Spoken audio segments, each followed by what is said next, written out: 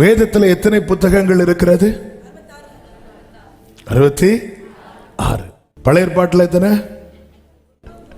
39, 27. அதே போல 66 புத்தகங்களை போல 66 அதிகாரங்கள் அடங்கின ஒரு புத்தகம் உண்டு, ஏசாயா. இயேசுவே, இந்த 66 புத்தகங்களிலே தீர்க்க தரிசன புத்தகங்கள் இருக்கிறது, சங்கீதங்கள் இருக்கிறது, சுவிசேஷங்கள் இருக்கிறது, நிருபங்கள் இருக்கிறது, வெளிப்படுத்தின விசேஷம் இருக்கிறது. இந்த புத்தகத்தில் 3 சரித்திரம் இருக்கிறது.